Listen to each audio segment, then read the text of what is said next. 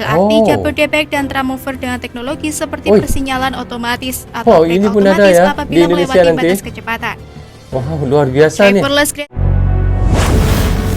Brozul Channel.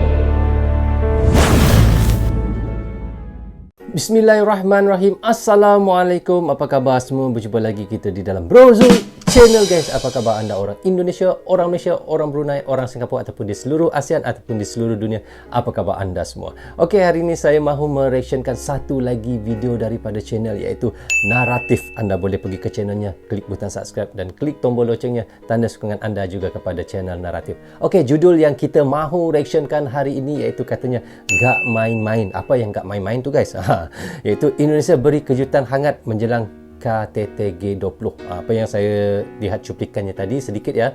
Katanya Indonesia mahu dipercepatkan menyiapkan iaitu bis, iaitu merah putihnya, iaitu bis elektrik, guys. Bis elektrik. Kerana apa mahu dipercepatkan siap kerana untuk menjelangnya untuk Indonesia sebagai tuan rumah di G20 nanti kan. Jadi bis itu akan digunakan nanti juga di ketika G20 itu untuk warga-warganya yang mahu menaiki bus itu, guys, ataupun bis itu ya. Saya nak sebut bis ke bus susah, guys, kerana orang Malaysia bilang bus, tapi kalau orang Indonesia bilang bis kan, kadang mahu tersebut bus juga, tapi nggak apa-apa kan kalau silap kan. Tapi begitulah yang dikatakan oleh mereka tadi, dan dikatanya di situ juga, guys, bis itu harus disiapkan sebelum bulan November ini. Kerana apa? November ini nanti kan G20, maka bis itu sudah pun siap dan boleh digunakan ketika itu. Guys, saya pun sudah penasaran bagaimana bisnya dan bagaimana perjalanan ceritanya. Mari kita sama-sama tonton direction bersama dengan Brozul Channel. Mari.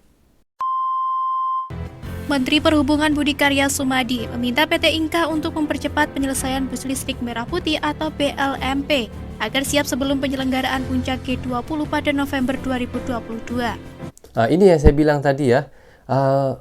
Mereka mahu disiapkan cepat sebelum November, kerana ini sekarang ini kan bulan Juli kan. Juli, Agustus, September, Oktober.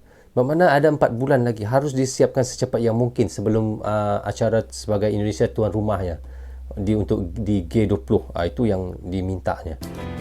PT Inka bekerjasama dengan Kemendikbudristek dan sejumlah perguruan tinggi dalam penggunaan tingkat komponen dalam negeri pada bus listrik yang lebih dari 50%.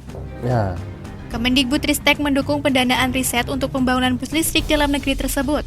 Sejumlah operator BUMN seperti Perum Damri, PT Kereta Api Indonesia, dan PT Inka diminta untuk terus mendukung dan membuka kesempatan bagi dunia pendidikan guna melakukan riset pengembangan teknologi transportasi secara lebih intensif.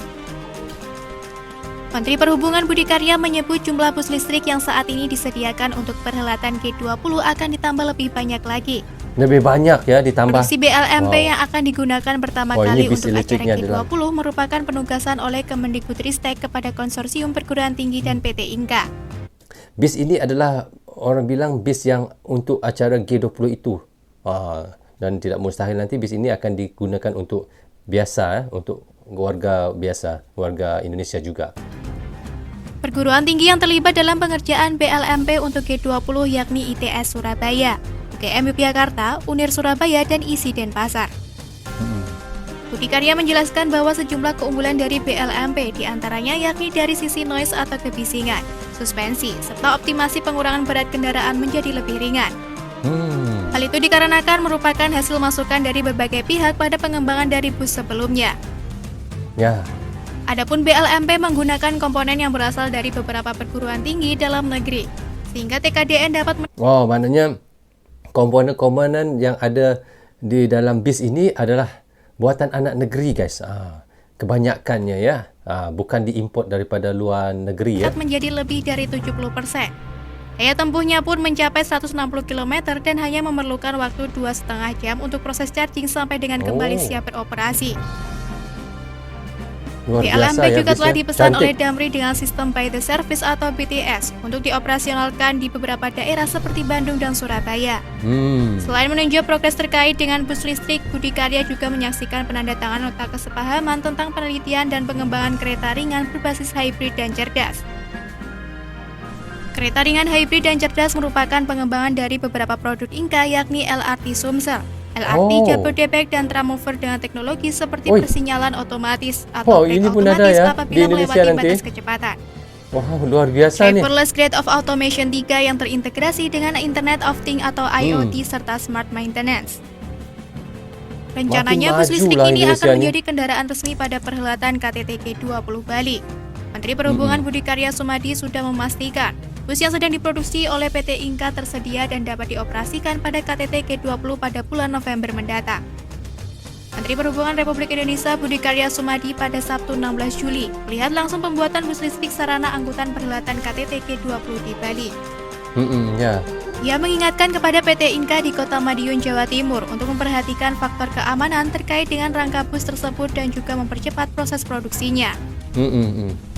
Rencananya PT Inka akan memproduksi bus listrik merah putih untuk angkutan KTT G20 sebanyak 30 unit yang ditargetkan selesai diproduksi. Sebentar, berapa unit tadi? Putih untuk angkutan KTT G20 sebanyak 30 unit. 30 unit. 30 unit itu khas untuk di KTT G20 itu, guys. 30 unit itu. Ditargetkan selesai diproduksi secara bertahap dari bulan Agustus, September dan Oktober 2022 mendatang. Pantasnya pembuatannya. Aduh, pantas betul, guys. Benar-benar cepat ya. Oke guys, syukur alhamdulillah kita sudah pun mereaction daripada channel naratif ya.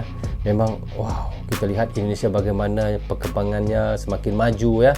Bisnya pun sudah nanti bis elektrik untuk di KTT G20 kerana kita tahu Indonesia nanti adalah tuan rumah untuk di KTT G20 ini pada bulan November ya. Itu yang dimintakan oleh mereka, pemerintah.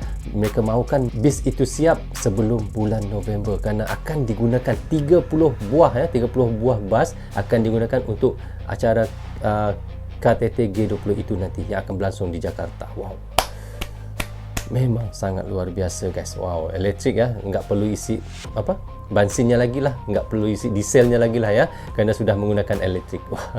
Oke guys, sampai di sini saja untuk reaction sekali ini. Semoga manfaat untuk kami di Indonesia dan untuk anda di Indonesia juga. Jangan berhenti menyokong Brozo Channel. Tanpa sokongan anda tiadalah Brozo Channel di dalam YouTube ini. Bagi anda yang suka dengan cara saya reaction, anda boleh klik butang subscribe dan klik butang lonceng tanda sokongan anda kepada saya. Maaf anda yang ada tersilap kata dan tersilap cakap kepada anda semua. Assalamualaikum. Goodbye.